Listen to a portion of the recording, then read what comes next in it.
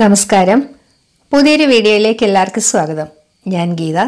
നമുക്കിന്ന് വൈകുന്നേരത്തെ ചായക്കൊപ്പം കഴിക്കാൻ പറ്റിയ നല്ല എരിവുള്ള ഒരു സ്നാക്ക് ഉണ്ടാക്കാം.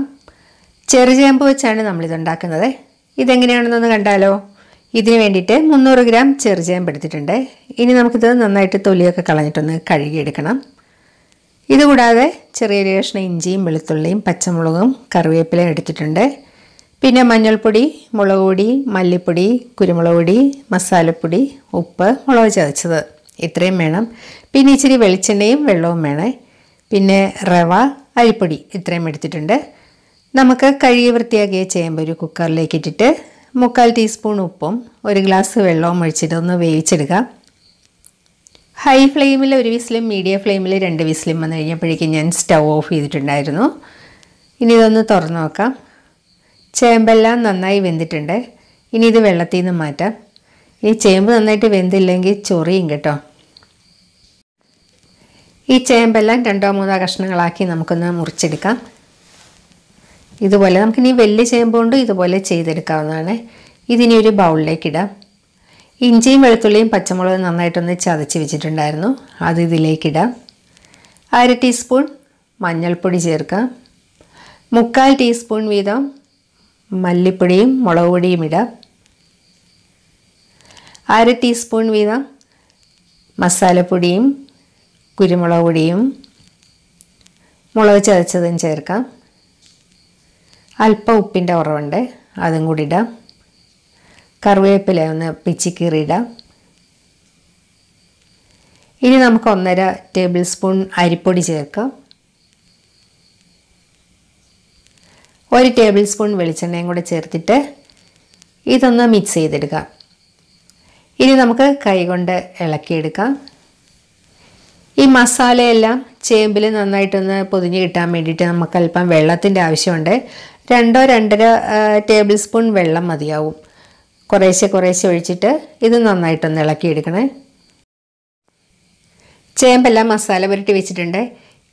ഇനി ഒരു പ്ലേറ്റിലേക്ക് കുറച്ച് റവ എടുക്കാം. എന്നിട്ട് ഈ മസാല പുരട്ടി വെച്ചിരിക്കുന്ന ചേമ്പ് റവയിൽ ഇങ്ങനെ പൊതിഞ്ഞെടുക്കണേ. ഇതുപോലെ നമുക്കെല്ലാം ചെയ്തെടുക്കാം.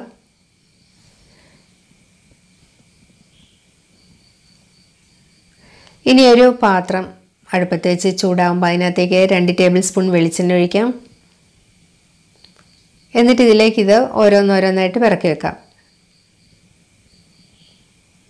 ഇതിപ്പോൾ കൂടുതൽ എണ്ണ വേണേലും വറുത്ത് കോരാം കേട്ടോ. പക്ഷേ ഇതിങ്ങനെ വെക്കുമ്പോൾ തന്നെ നല്ല ടേസ്റ്റാണ്. ഇതാണ് കൂടുതൽ ഹെൽത്തിയും ഇതാണ്. ഒരു 3 മിനിറ്റ് കഴിയുമ്പോഴേക്കും നമുക്കിതൊന്ന് തുറന്ന് നോക്കാം. ഇതിൻ്റെ ഒരു സൈഡ് ആയിട്ടുണ്ട്. നമുക്കിനി ഇതൊന്ന് മറിച്ചിടാം. ഇതെല്ലാം ഒന്ന് മറിച്ചിട്ട ശേഷം അല്പം വെളിച്ചെണ്ണയും കൂടെ ഒന്ന് ഒഴിച്ചിട്ട് നമുക്ക് വീണ്ടും ഇതൊന്ന് അടച്ചു വെക്കാം. എന്നിട്ട് ഈ സൈഡും കൂടെ ഒന്ന് മൊരിയിച്ചെടുക്കാം.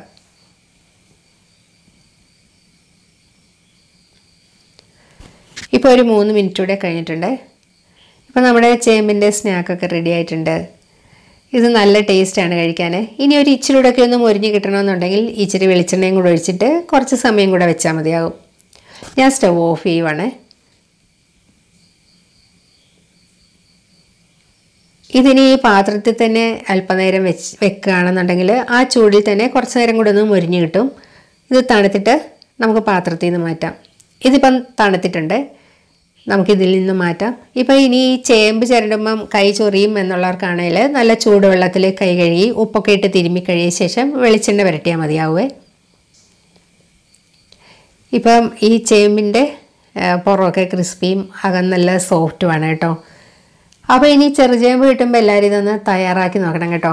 നല്ല ടേസ്റ്റാണ് വൈകുന്നേരം ചായയുടെയും കാപ്പിയുടെയും ഒക്കെ കൂടെ കഴിക്കാൻ.